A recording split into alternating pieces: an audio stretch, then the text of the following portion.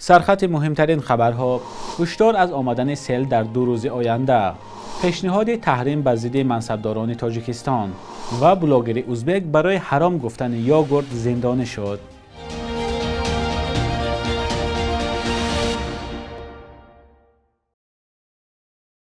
درود بینندگان عزیز و هفته نوتان بخیر باشد. امروز 10 اپریل سال 2023 است. کمیته حالتهای فوق‌العاده تاجیکستان از آمدن سیل در چندین منطقه‌های کشور هشدار داده است. این نهاد با نشر خبرنامه گفته است 10 اپریل روزانه و 11 اپریل شبانه در یک قطار نواحی تابع جمهوری و ناحیه‌های نزدیک‌های ولایت‌های ختلان، سوغد و غربی بدخشان احتمال آمدن سیل جای دارد. به گفته منبع روزهای 10 12 اپریل بالاروی سطح آب در رودخانه‌های یاخسو، قزلسو و دریاهایی که از قطارکوه‌های حصار جاری می‌شوند مشاهده خواهد شد. همچنین متخصصان کمیته لغزش ترمه، یرش و ریزش سنگ را پیش بینی می‌کنند. مقامات از ساکنان خواستند دوام 2 روز آینده از گردش کردن در نزدیکی کل و دریاها خودداری کنند. همساله در فصل بهار باریدن باران در کشور یک بار زیاد شده باعث آمدن سیل و آبخیزی می شود. از جمله هفته گذشته در ولایت سوغد و ختلان سیل آمده باعث هلاکت حداقل 1 نفر و آسیب دیدن چندین منزل گردید. مردم همواره مقامات را برای آماده نبودن برای رفع آفت‌های طبیعی و پیامدهای آن تنقید می کنند. نماینده کمیته نروژی هلسینکی پیشنهاد کرده است که به ضد مقامات تاجیکستان قاعده‌های بین‌المللی از جمله تحریم هدفمندانه را به کار ببرند. ماریوس فاسوم روز 7 اپریل در توییتر منصبداران تاجیک را برای به گفته‌اش تمسخر عدالت و ولایت قانون سرزنش کرد.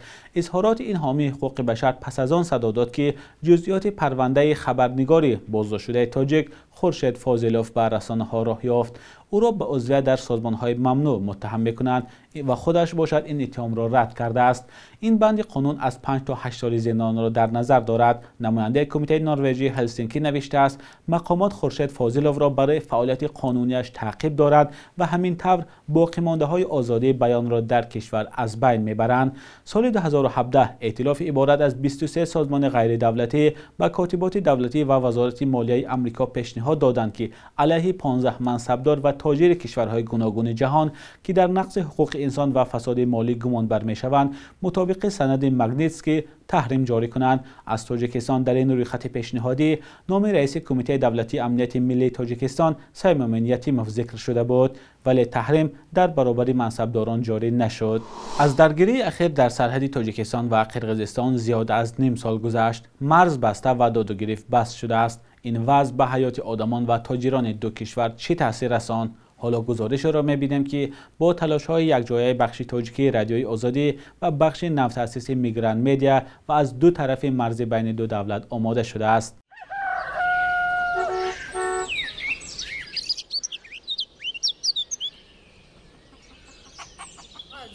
باید به بازار برویم، به من مدد کن. بیا من این قوطی را میبردارم، به نظر سبکتر مینماید. ماریا تیلوبویوا هر صبح سه‌شنبه بارخویش را به تاکسی بار کرده به بازار می رود.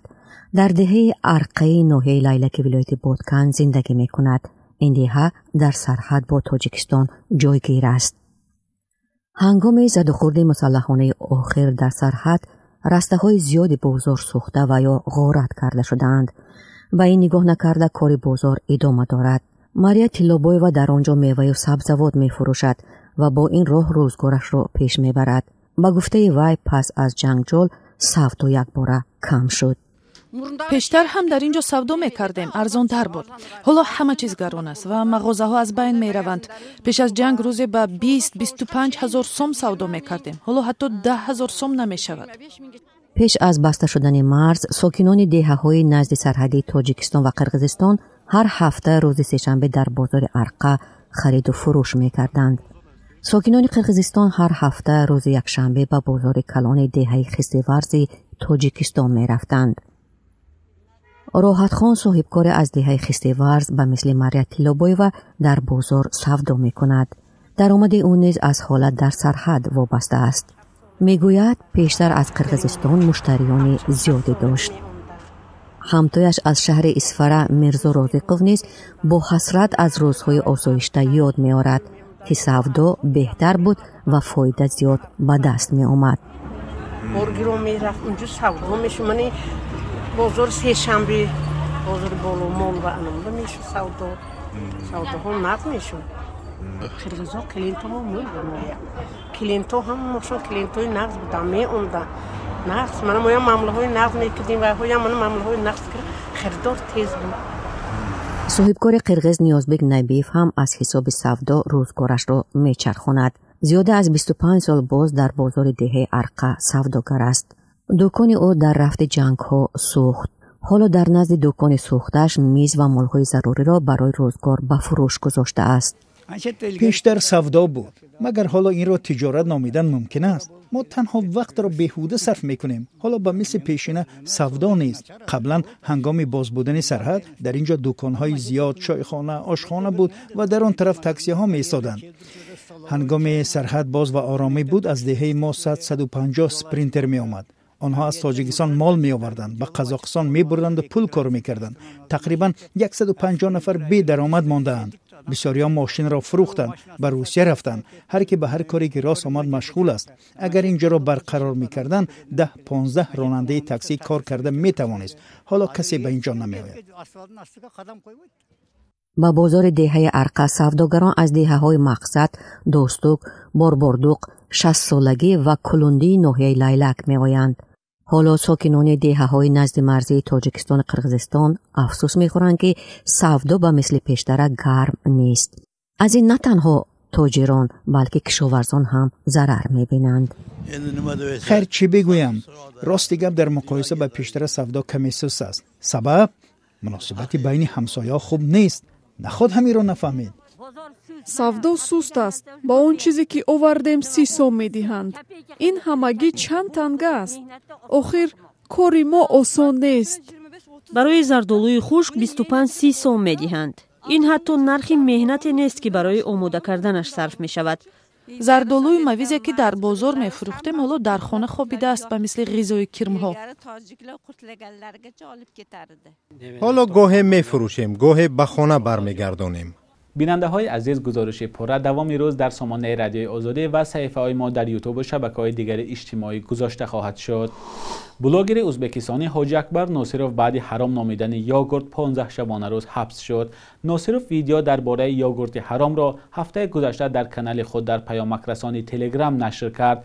او با استناد به منبع‌های اینترنتی چندین نوع یاگورت را که از فروشگاه خریده بود به دلیل موجود بودن مواد قرمز و یا کرمین در ترکیبشان حرام نامید. او از تماشابینان دعوت کرد که این گونه محصولات را استعمال نکنند و پیش از خریداری ترکیب آنها را بخوانند.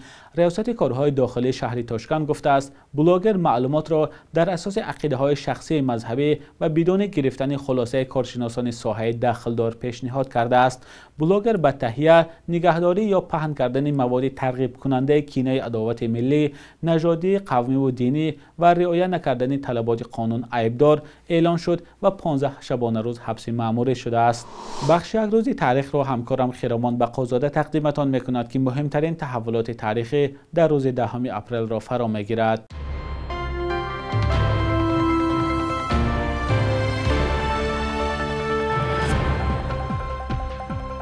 10 اپریل سال 1018 نظام‌الملک توسی تولد شده است که 74 سال عمر دید و در تاریخ چون وزیر عادل دولت سلجوقی‌ها و مؤلف سیاستنامه معروف شد. تاریخ‌نگاران میگویند او با تکیه به تجربه سامانیان و غزنویان نظام دولتداری را در عهد سلجوقیان به ترتیب درآورد و تلاش می‌کرد از منفعت‌های اجتماعی مردم دفاع کند. مؤسس مرکزهای علمی و مکتب و دانشگاه‌هایی است که با نام نظامی شهرت یافتند. همزمان از او همچون حامی و مشاوری وفادار ترکان سلجوقی و هم مبارز رویه سنی یاد می‌کنند. 14 اکتبر سال 1092 از دست حمله‌گر کشته شد که گمان می‌رود پیرو مذهب اسماعیلی و فرستاده پیر علامت حسن صباح بود. 10 اپریل سال 1919 در شهر سمرقند نخستین شماره روزنامه شعله انقلاب چاپ شد که ناشرش پارتی کمونیستی ترکستان بود. بیش از 2 سال چاپ شد و از اولین گازیته‌های در امارت بخارا بود که خواننده تاجیک را با بعضی نطق و مقاله‌های لنین و اولین قرارهای حکومت شوروی شناس می‌کرد. هدف نشریه سهمگذاری در تقویت حکومت بلشویکی بود. 10 اپریل سال 1930 در حدود شهر دوشنبه نخستین برنامه‌های رادیوی دولتی تاجیکستان صدا داد و 2 سال بعدش 30% قلمرو این جمهوری کوهمنظر با برنامه‌های رادیویی فرا گرفته شد. امروز شبکه‌های بیشتری رادیوی دولتی مثل تاجیکستان صدای دوشنبه، فرهنگ، آواز تاجیک و خاور برنامه‌ها تهیه می‌کنند. زیاده از 30 شبکه دولتی و خصوصی رادیوهای فعال در تاجیکستان برنامه‌های خود را زیر خودسانسوری تهیه و پخش می‌کنند. صبح امروز در بانک‌های تجارتی تاجیکستان $100 آمریکایی 1087 سامانه و 1000 روبل روسی باشد به 134 سامانه برابر است. قرب رسمی بانک ملی تاجیکستان برای امروز چنین تعیین شده است.